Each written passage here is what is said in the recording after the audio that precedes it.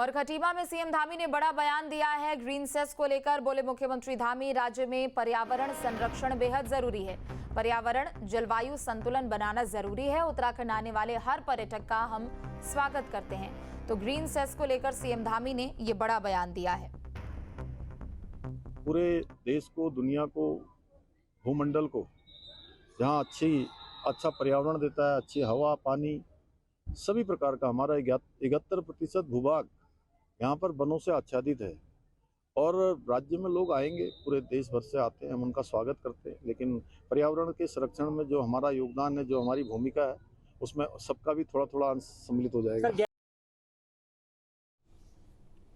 अल्मोड़ा के जागेश्वर धाम में सीएम धामी का भव्य स्वागत किया गया। मुख्यमंत्री ने 76 करोड़ की योजनाओं का शिलान्यास और लोकार्पण किया है। साथ ही मंदिर में पूजा अर्चना की। जागेश्वर कॉरिडोर का निरीक्षण करने के बाद उन्होंने मीडिया से बातचीत की। उन्होंने बताया कि जागेश्वर धाम को भी 4 धाम की तर्ज पर विकसित किया जा रहा है, जिससे धार्मिक पर्यटन को बढ़ावा मिलेगा।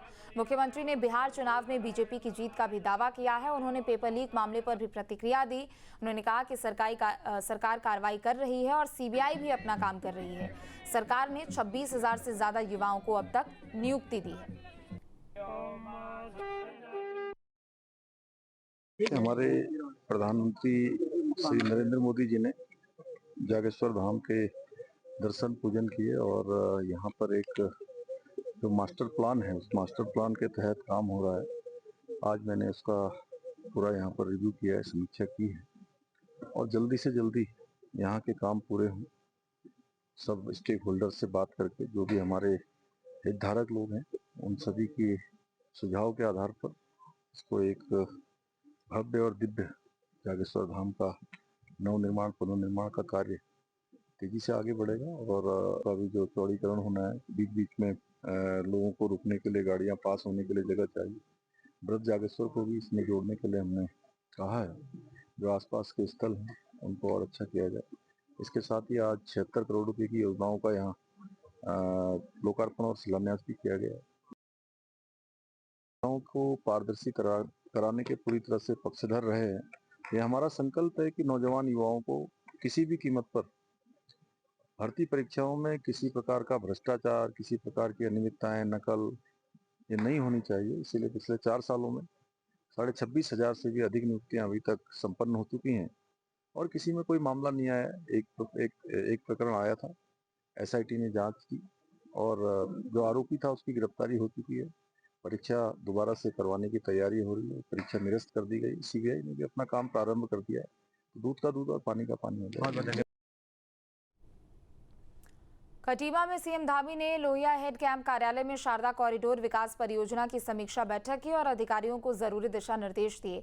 मुख्यमंत्री ने बताया कि 3300 करोड़ की लागत से बनने वाली परियोजना 200 वर्ग किलोमीटर क्षेत्र में फैली होगी, जिसके तहत 38 प्रमुख कार्य किए जाएंगे, जिनमें शारदा घाट का पुनर्विकास, रणकोची माता मंदिर का पुनरुद्धार, बनबसा में हेलीपोर्ट निर्माण, चूका से चलथी तक माउंटेन बाइक ट्रेल समेत एरो स्पोर्ट्स सुविधाओं का भी विकास शामिल है। सीएम ने जोर देकर कहा कि सभी कार्यों में पर्यावरण संरक्षण सर्वोच्च प्राथमिकता पर रखा जाए और जल्द ही विवेकानंद सर्किट और मां वाराही धाम को स्पिरिचुअल जोन के रूप में विकसित किया जाएगा। साथ ही क्षेत्र को डेस्टिनेशन वेडिंग हब और शौर्य स्थल के रूप में भी रूपांतरित किया जाएगा, जिससे स्थानीय रोजगार के अवसरों में बढ़ोतरी होगी और जनजीवन में सुधार भी होगा।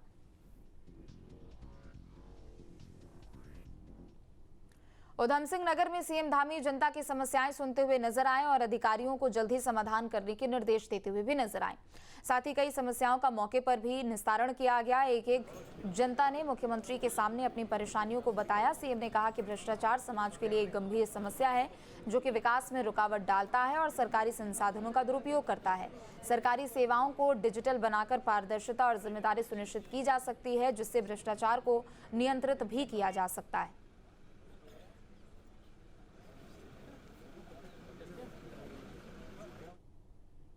आगे बढ़ेंगे। उत्तराखंड को नई आबकारी नीति से एक बड़ा लाभ हुआ है। सरकार के साथ उपभोक्ताओं को भी लाभ पहुंचा है। आबकारी आयुक्त अनुराधा पाल ने बताया कि अवैध शराब के 2500 से ज्यादा मामले दर्ज किए गए हैं। साथ ही 45,685 लीटर अवैध शराब नष्ट की गई है। राजस्व को भी खासा नुकसान और फायदा भी हुआ है।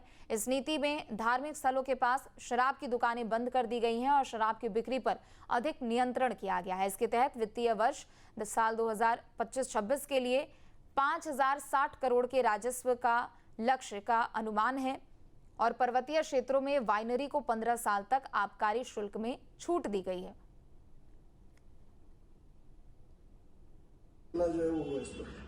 देखिए, दीपावली पर हर बार प्रत्येक वर्ष अधिक सेल होती है, लेकिन इस बार के जो आंकड़े हैं वो पिछले वर्षों की तुलना में कहीं अधिक आए हैं। लगभग 25% की बिक्री, हमारी 25% अधिक की बिक्री हुई है, जिससे 367 करोड़ का राजस्व को सीधे हमारा राजस्व आया है। तो ये ट्रेंड जो दीपावली के हैं, ये पूरा ओवरऑल ट्रेंड दिखा रहे हैं कि हमारा ट्रेंड बढ़ रहा है। और हमारी पेटियां भी, जो जैसा कि मैंने बताया, 3.2 केसेस अभी तक ज्यादा, लाख केसेस अभी तक बिक चुके हैं ज्यादा, तो वो लगभग 10 लाख केस अगर ज्यादा बिकते हैं तो हम जो हमारा टारगेट है उसको पूरी तरह से अचीव कर पाएंगे।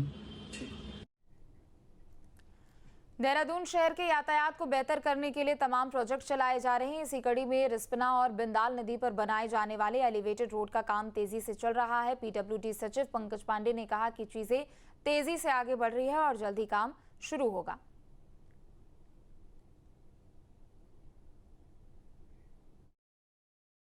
नहीं, देखिए, जो हम लोग देहरादून में एलिवेटेड बना रहे हैं, बिंदाल और रिस्पना नदी पे जो बनाना चाह रहे हैं, उस पे ज़्यादा हमें फ़र्क नहीं पड़ा। जो हम प्रोसेस हमारा था वो प्रोसेस चल रहा है उसमें, क्योंकि लीगल रिक्वायरमेंट होती है, लैंड एक्विजिशन प्रोसेस चल रहा है, उसमें पब्लिक हियरिंग होती है, 2 बार मौका दिया जाता है, तो वो चल रहा है। डीएम को मैंने पर्सनली बुला के कहा था कि वो लीगल रिक्वायरमेंट देखते हुए पब्लिक के जो सुझाव हैं, जो क्षेत्रीय लोगों के सुझाव, वो लेके जो रिकमेंडेशन है वो गवर्नमेंट को कर दें, उसके हिसाब से हम लोग प्रोसीड करेंगे। लैंड एक्विजिशन का पैसा भी हमारे पास है, साथ में जो डिज़ाइन पे डिस्कशन एनएचएआई से हो चुका है, अलाइनमेंट उनका गवर्नमेंट ऑफ इंडिया से अप्रूव होता है, वो हम लोग भेज रहे हैं। हमारा टारगेट है फर्स्ट वीक में हम अलाइनमेंट भारत सरकार को भेज के वहाँ से अप्रूव करा दें। उसके बाद फाइनल डीपीआर करके लैंड एक्विजिशन और ये बाकी काम जो है पैरेलली हम लोग चालू कर सकते हैं। लोग सर इसमें विरोध भी कर रहे हैं, पेड़ कटान को लेकर कई सारी कम्युनिटीज जो है उसमें अपना विरोध दर्ज कर रहे हैं, उस बारे में भी आप सोच रहे हैं? देखिए, इसमें बिंदाल नदी में थोड़ा सा पोर्शन है जो जंगल वाले में आ रहा है, जिसमें पेड़ आएंगे थोड़े से, बाकी पोर्शन में कहीं भी पेड़ की स्थिति नहीं है। उत्तराखंड की सरोवर नगरी नैनीताल घूमने की तैयारी कर रहे पर्यटकों की जेब में अब अतिरिक्त भार बढ़ने जा रहा है। उत्तराखंड सरकार राज्य में ग्रीन टैक्स लागू करने की तैयारी में है, जिसका सीधा असर पर्यटन पर पड़ सकता है। पर्यावरण संरक्षण के उद्देश्य से प्रस्तावित ये टैक्स पर्यटकों से अतिरिक्त वसूला जाएगा। फिलहाल नैनीताल से बाहर आने वाले पर्यटकों को चुंगी के रूप में लगभग 300 और पार्किंग शुल्क के तौर पर 500 तक का जुर्माना चुकाना पड़ सकता है। अब ग्रीन टैक्स लागू होने के बाद ये खर्च और बढ़ जाएगा। स्थानीय व्यापारियों और होटल संचालकों का कहना है कि पहले से ही टैक्स और शुल्क की वजह से पर्यटक महंगाई महसूस कर रहे हैं। ऐसे में नया टैक्स उनकी जेब पर अतिरिक्त भार डालेगा और पर्यटन पर नकारात्मक असर भी डाल सकता है। ग्रीन टैक्स मेरे हिसाब से वर्थ है। अगर हम ब्यूटी का कोई भी जगह पे हम जाते हैं, जैसे कि मेला में जाते हैं, तो एंट्री में भी हमसे टिकट लेते हैं, तो वैसे ही अगर हम इस चीज़ का अगर मज़ा ले रहे हैं ब्यूटी का, तो उस पर अगर सरकार कुछ अमाउंट ले रही है टू मेंटेन दैट ब्यूटी, तो उसमें कोई गलत नहीं है। जहाँ भक्ति है हर शब्द में, कथाओं में छुपे हैं दिव्य रहस्य और ज्योतिष देता है जीवन को दिशा। धर्म से जुड़ी हर बातों को जानने के लिए हमारे चैनल स्तुति को सब्सक्राइब करें। चैनल पर जाने के लिए इस लिंक पर क्लिक करें।